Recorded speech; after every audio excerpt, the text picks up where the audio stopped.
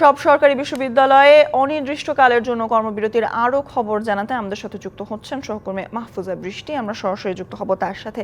বৃষ্টি, গতকাল থেকেই আমরা দেখেছি যে ঢাকা বিশ্ববিদ্যালয় সহ দেশের বিভিন্ন বিশ্ববিদ্যালয়ে বিভিন্ন কর্মবিরতি চলছে এবং বিভিন্নভাবে কিন্তু বলা হয়েছে কর্মবিরতির কথা। কর্মবিরতি পালন যারা করছেন সেই শিক্ষকরা কি বলছেন, আর এই কর্মবিরতিতে শিক্ষা ব্যবস্থায় আসলে কোন ধরনের প্রভাব পড়তে পারে, শিক্ষার্থীরাও বা কি বলছেন?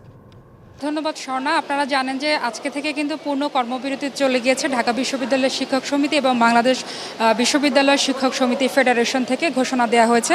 আপনারা দেখতেই পাচ্ছেন যে এখানে সব গণমাধ্যম যারা আছে তারা কোনো না কোনোভাবেই কথা বলার জানার চেষ্টা করছেন। সব কিছু মিলে শিক্ষকদের যে অভিব্যক্তি আছে সেটা কিন্তু আন্দোলনের একটা পর্যায়ে নিয়ে গিয়েছেন তারা, কারণ তারা শত চেষ্টা করে শিক্ষা মন্ত্রণালয়, অর্থ মন্ত্রণালয়ের সাথে যোগাযোগ করে কোনো কথা বলতে পারেননি, সেই জায়গা থেকে কথা বলছেন। আর শিক্ষার্থীদের কথা যদি বলি, আমরা এখন কথা বলতে চাই একজন জিনাত হুদার সাথে, একটু কথা বলতে চাই।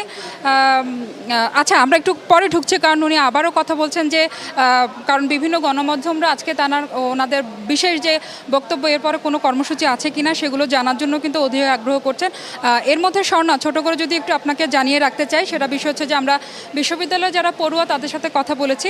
তারা বলছেন যে বিশ্ববিদ্যালয়ের যে এই আন্দোলনের বিষয়টা, ছাত্ররাও আন্দোলন করে, শিক্ষকরাও আন্দোলন করে, তবে ছাত্র আন্দোলনের সাথে শিক্ষকদের কিন্তু একাত্মতা থাকে না। তারা সবসময় ছাত্রদের কিন্তু যে সহযোগিতা করা সেটা কিন্তু করে না। সেই জায়গা থেকে শিক্ষকদের এই আন্দোলনকে ছাত্ররা যারা আছে তারা কিন্তু সাধুবাদ জানাচ্ছে। তবে এতে করে তাদের যে ক্ষতিগ্রস্ত হচ্ছে সেই বিষয়ে তারা প্রচণ্ড আক্ষেপ প্রকাশ করেছেন। তারা বলছেন যে করোনার কারণে এমনিতেই তারা পিছিয়ে পড়েছেন। সেই জায়গা থেকে আমরা একটু শুনতে চাই যে কি বলছেন, যদি একটু শোনানোর চেষ্টা করি।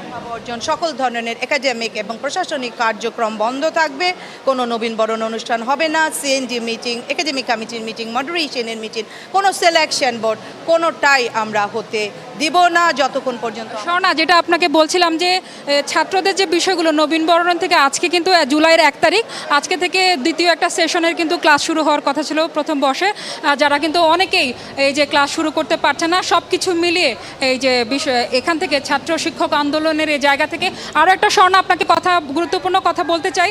এই আন্দোলনের মধ্যে কিন্তু কোটা আন্দোলন নিয়েও ঢাকা বিশ্ববিদ্যালয়ের ছাত্ররা আন্দোলন করছেন। স্বর্ণা, ঢাকা বিশ্ববিদ্যালয় থেকে আমাদের সাথে যুক্ত ছিলেন সহকর্মী মাহফুজা বৃষ্টি।